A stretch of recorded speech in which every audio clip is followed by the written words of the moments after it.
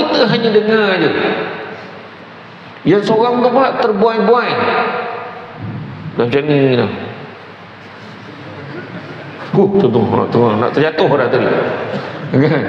Imam baca mendayu-dayu pula tadi. Tu sebab kita kena hafal surah paling bagus. Hafal surah, kita dapat baca sekali dengan imam, dapat dengar bacaan imam. Yang duduk belakang imam suspend. Ini buat dia lupa, ni mati aku. Macam mana pula aku nak tolong ni? Aku pun tak faham surah apa dia baca. Baca lah inna atau inna je. La ilah. Inna tak inna, anak atau inna ni jarang orang lupa.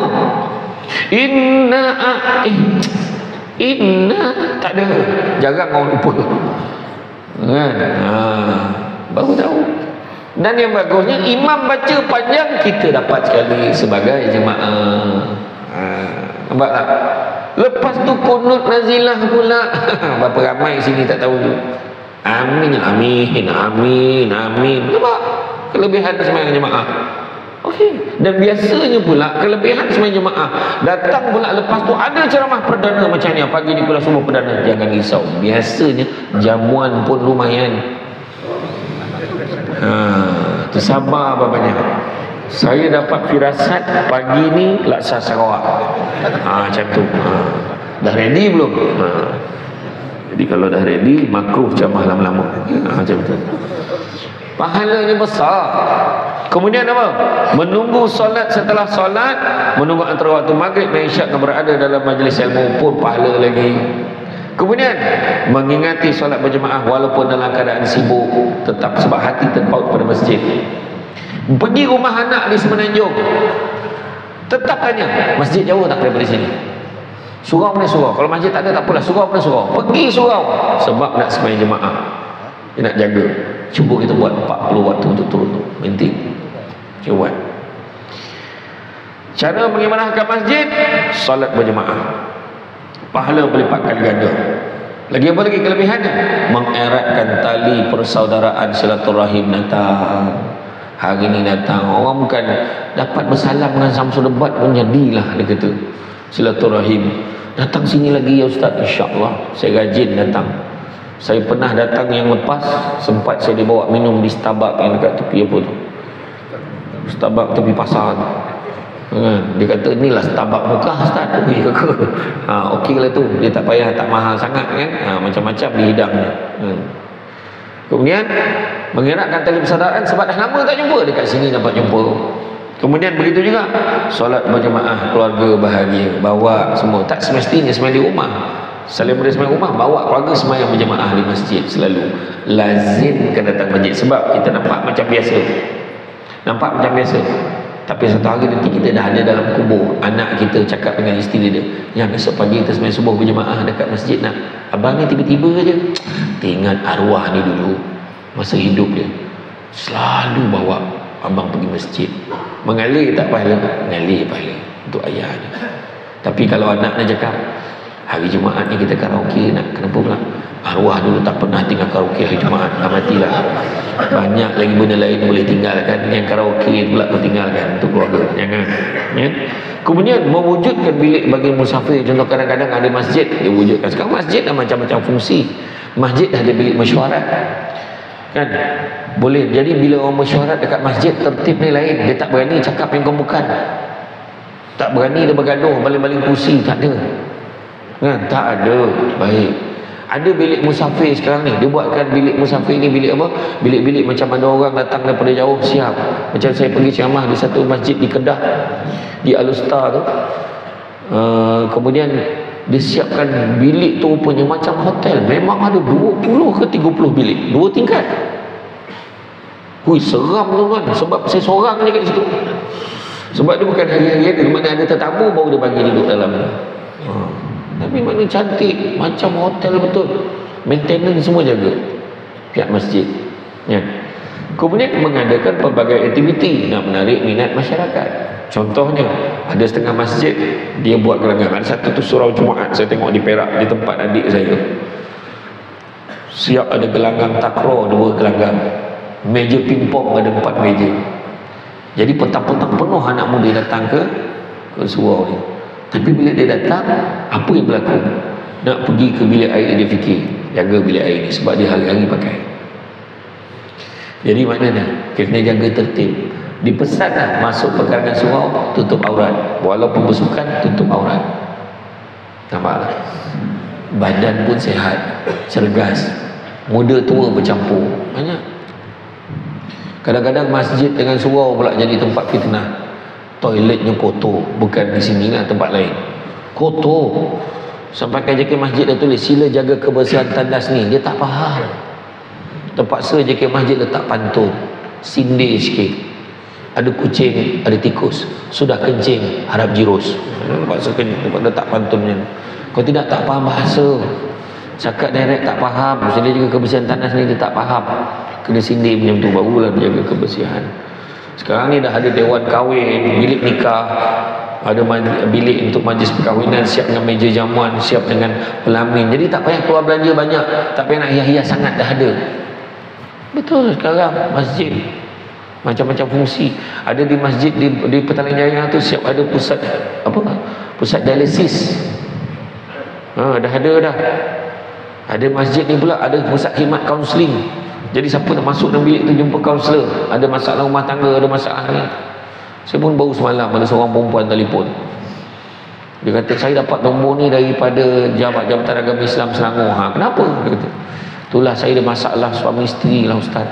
Saya pernah kahwin dengan dia, lepas tu baru ni saya kahwin lagi, tapi dia mendesak saya. Habis kau kahwin lagi dengan dia, kenapa? Saya kata, itulah adalah nanti saya nak cerita Ustaz, kena jumpa juga. Bayar pun tak apa, dia kata. Dia bukan isu bayar, cerita je lah, tak boleh. Bahaya cerita dalam telefon ni, dia kata. Saya kata buat appointment dengan PA saya, datang pejabat, saya kata macam tu. Betul lah. Tapi ini senang, tak payah nak cari-cari lah. Dekat masjid tu dah ada. Ada macam tu. Kan? Macam-macam sebenarnya yang sekarang ni masjid boleh buat. Kan? Tentang khairat kematian apa semua tu tak biasa lah kan, memang ada. Kemudian menjalankan aktiviti ekonomi untuk meningkatkan dana masjid. Ada masjid yang buat koperasi, masjid buat, dan dia jual barang tu dengan barang dengan harga yang sangat murah berbanding di luar. Kan, dia dapatkan bekalan. Macam saya bila ceramah di Pondok Mualim di Slim River Perak. Dekat sana, dekat pondok ni dia letakkan macam satu mat, barang-barang minyak, tepung semua memang murah banding di luar. Dia carilah supplier yang sanggup hantar kan. Dan dibantu ekonomi orang Islam juga.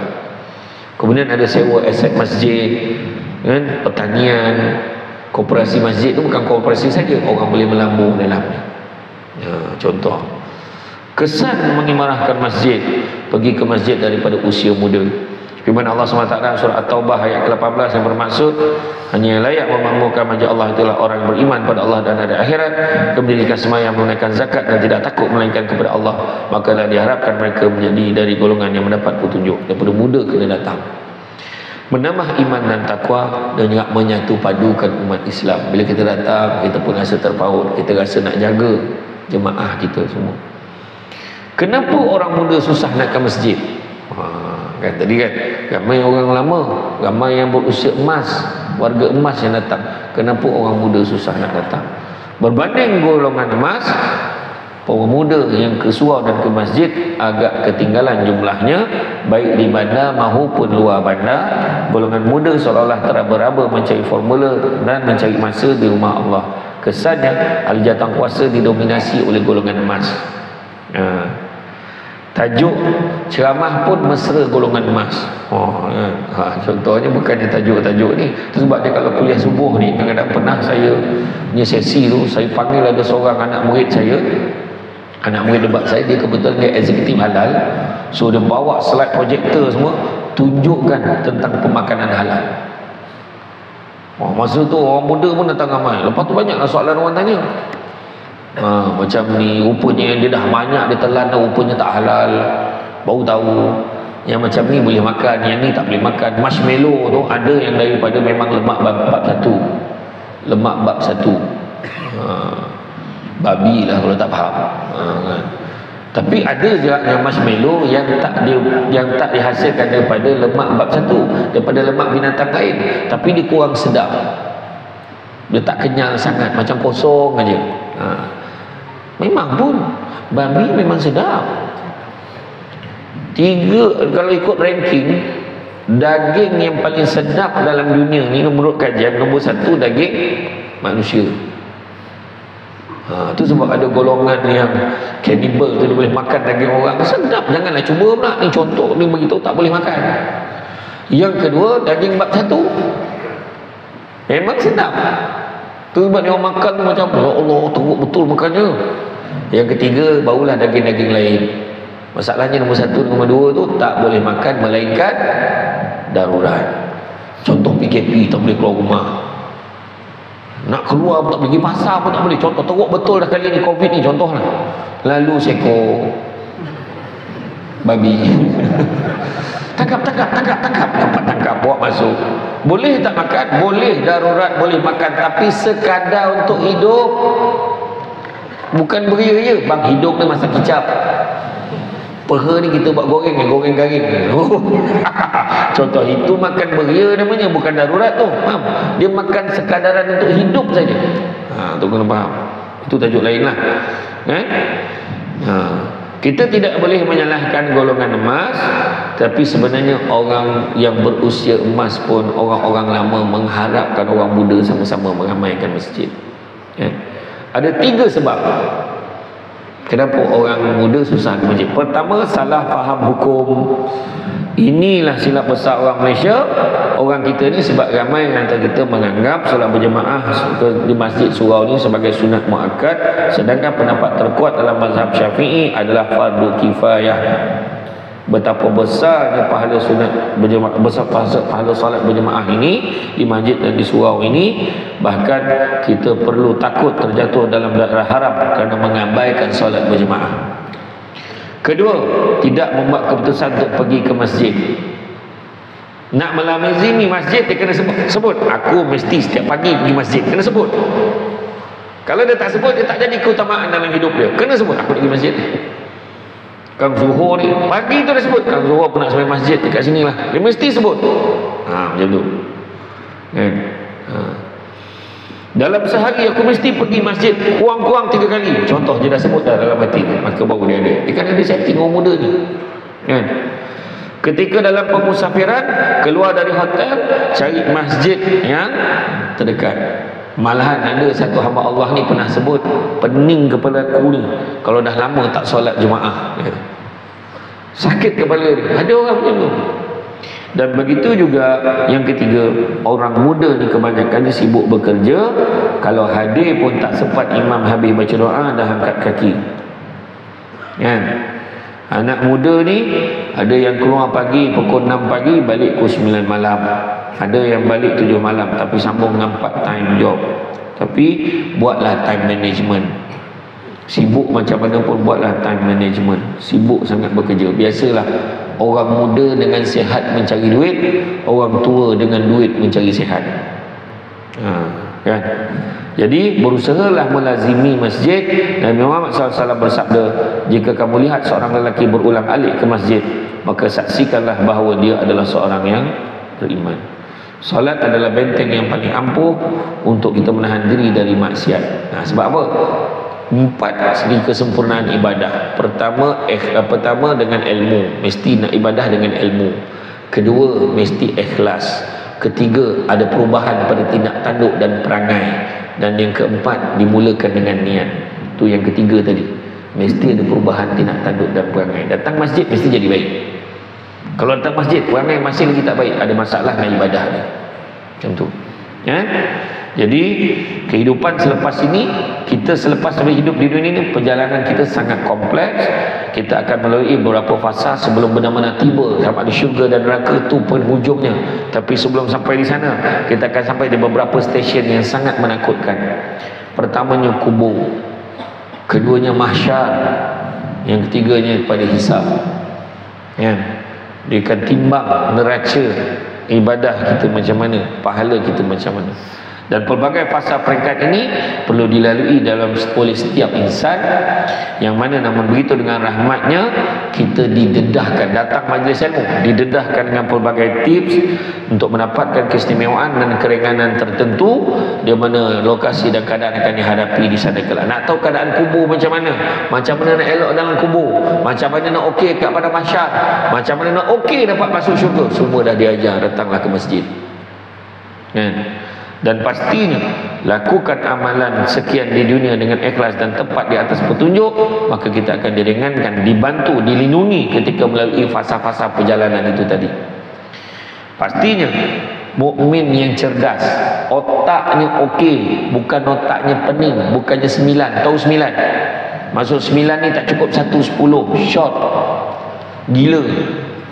Orang yang cerdas, Nabi kata manusia yang paling cerdik adalah orang yang sedar dia akan mati dan bersedia dengan kematiannya.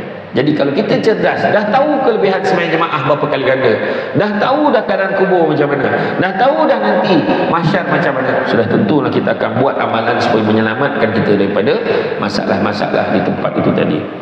Dan antara tips yang hebat ditawarkan adalah perlindungan ketika di mahsyar itu sendiri, tatkala jarak kita dan matahari hanyalah sejengkal. Pada ketika itulah tadi kita dah tahu tadi 7 keadaan, termasuklah orang yang hatinya terpaut pada masjid. Nampak? Dah tahu dah. So hati ni kena letak terpaut pada masjid. Kan? Dan begitu juga kita tahu dalam salah satu tadi contoh, ada salah satu senarai tadi yang kata mendapat perlindungan daripada mahsyar, kan? Dia kata warajulun qalbuhu mu'allaqun bil masajid. Hati orang, seseorang hatinya sentiasa terpaut pada masjid-masjid, tak kisahlah mana masjid, terpaut hatinya. Semudah itu, hanya dengan hati terpaut di masjid dijanjikan nikmat yang hebat yang bakal diceburui ramai di padang mahsyar itu nanti. Senangnya dia, macam mana dia macam tu? Dulu hati dia terpaut pada masjid, engkau pula hati kau terpaut pada pusat refleksologi. Mana nak dapat? Memang teruk lah, kan? Jadi bagaimana hati akan terbaut dengan dakwaan kosong di bibir tanpa sebarang usaha bersegera menyahut seruannya dari corong pembesar suara yang saban waktu menyebut hayya 'alas solah. Setiap hari hayya 'alas solah.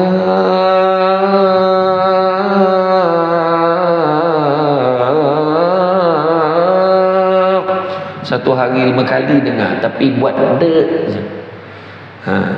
Orang mau buka tak tahu lah sebut apa, buat tak tahu, buat dek jugalah, buat dek je, relax aja, macam tak ada apa-apa, seolah-olah dipanggil orang lain tu.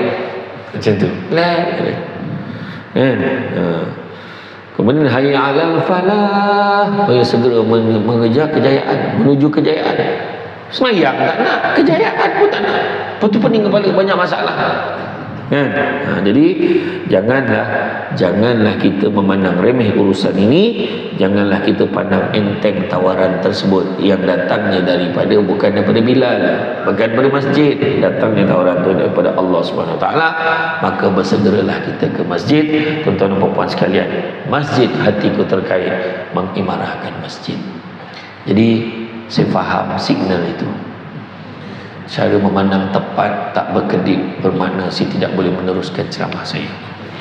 Sebab kalau saya teruskan dibimbangi, ada yang lambat masuk kerja lah, malam ni lambat lah, itu lambat, tak lama-lama pula dia subuh ni, gitu kan? Jadi insya-Allah tuan-tuan dan sekalian, saya seronok datang ke muka. Bukan kali pertama, dah berapa kali dah saya datang. Insya-Allah ada rezeki kita bertemu lagi. Jadi bab kata orang cantik dipandang rumah penghulu, kayu terukir dari papan. Alang-alang menuntut ilmu, sebutir pasir kembang kalah menjadi intan. Ya, tenang-tenang air di laut, sampan kolek mudik ke Tanjung, hati terkenang mulut menyebut, jasa baik pihak masjid menjemput, rasa nak junjung. Itu saja daripada saya. Semuanya yang baik itu datang dari Allah Subhanahu Wa Taala. Mengurangi tubuh punca kelemahan saya sebagai manusia biasa. Pokok sekayu daun selasih. Thank you, terima kasih. Assalamualaikum warahmatullahi wabarakatuh. Ada bawa tepung ke? Habis. Alhamdulillah, syukur kepada Allah Subhanahu Wa Taala, kita dah selesai